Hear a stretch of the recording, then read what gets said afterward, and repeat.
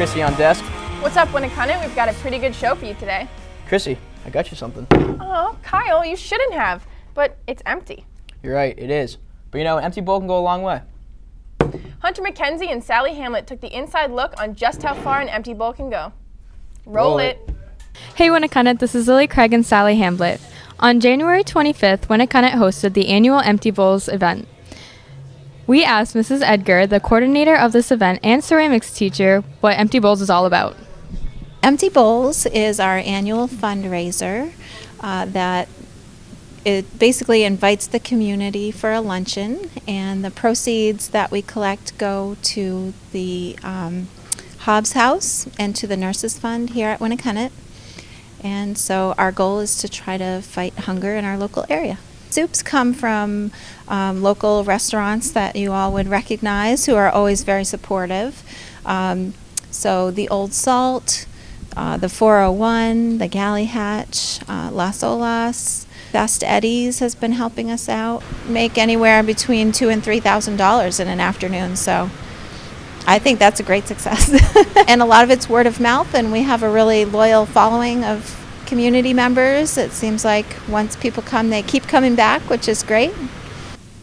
So students who are studying ceramics make bowls, and they either help decorate them, or at the end of the term, if they've made a lot of work and they're willing to donate a bowl here and there, it's all appreciated and goes to a big collection. We've also had some alumni come by recently and make some bowls and contribute them. My intern last year was also a ceramics major, and she made some bowls. So it's kind of a fun group effort. We also have some teachers and staff members here who help out.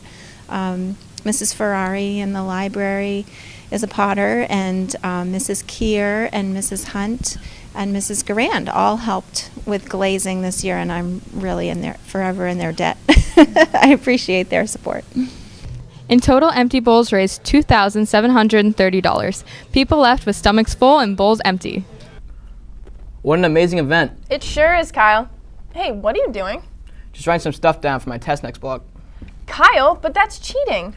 Hey, there's no harm in a little helping hand. I thought you were an honor student, Kyle, but it was all just a lie. You know, it's all about the rep.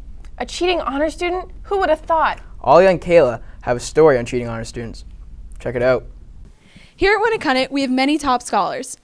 But with the pressure to do well, there's been a nationwide epidemic of top students cheating. Has it reached Winnicott, and what can we do about it? Some students at Winnicott were not hesitant to speak out about their cheating experiences. Although we've concealed their identities, we wanted to let them tell their stories. Every Friday I cheat. At least once a week, normally more. Once I didn't know the vocab, so I had the sheet in my backpack and I could see it. And I put my pencil case on top so that you couldn't really see that I was looking at them, but I was. So I usually just take a picture, and then I just use that picture while I cheat. I just write it down on the back of my phone so my teacher doesn't notice, and I take my phone to lunch and look it up. Somebody told me once to take a picture of my test, take it to lunch, look at it, write down the answers.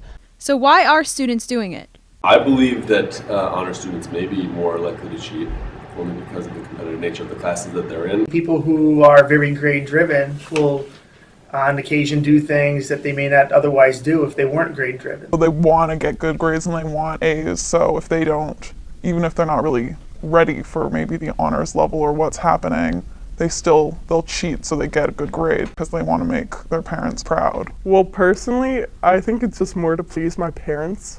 No one wants to be a cheater, they just kind of do so that it looks good on the outside. I think that it happens just so that the pressure is lessened. Pressure. Last year, 125 Harvard students, some of the top students in the world, were investigated for cheating on an exam. In a survey of Winnicott students, nearly one-half said they believed pressure was the main reason for cheating. 25% of students surveyed said they believed honors classes are harder, and 10% said it was because of the competition between high-achieving students. Jonathan Cross agrees that students have gotten away from doing well in classes and instead are focused on measuring themselves against other students. Reactions with cheating varied. Students saw that it was acceptable because of pressure, whereas teachers were adamant against it. No, I can't really blame them for cheating because there's so much pressure on them to do well that it's kind of almost a have to if they're in a position where they know that they will fail a test. Yeah, I feel like I can blame a student who cheats, absolutely. And for me, though, it's a trust issue.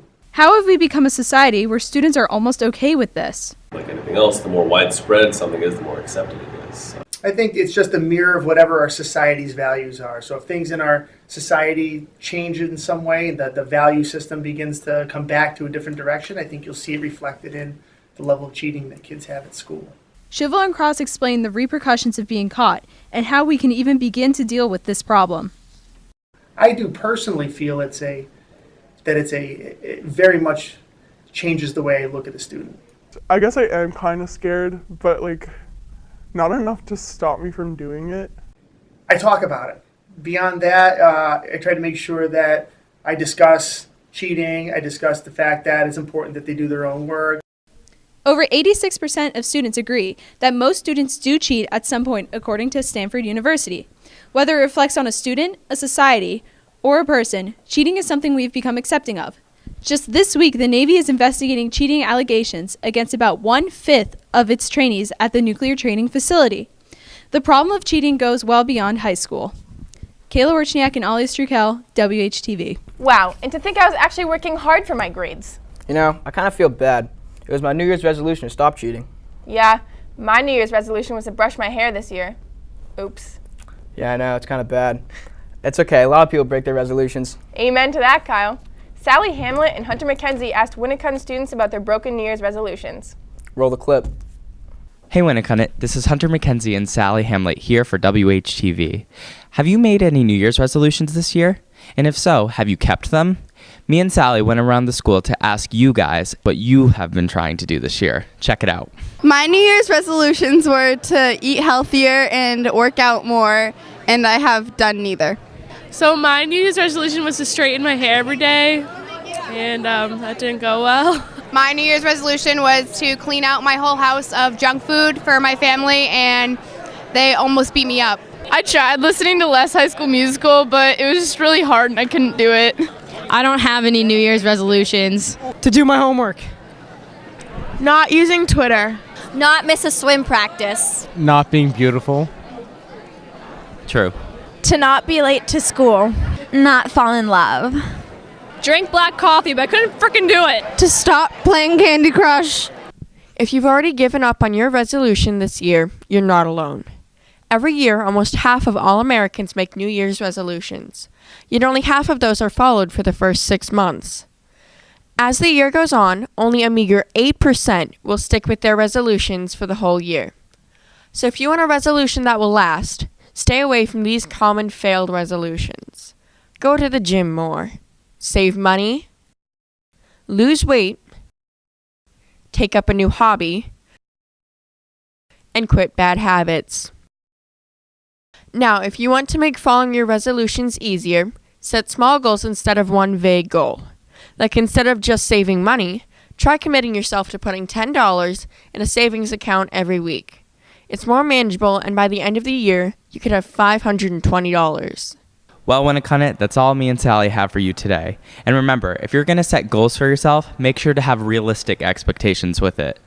That's all we have for you today. Have a great weekend. I wish them all better luck next year. We'll just have to wait and see. Fortunately, Winnicott, that wraps up this show. Have a wonderful weekend. We'll see you next year on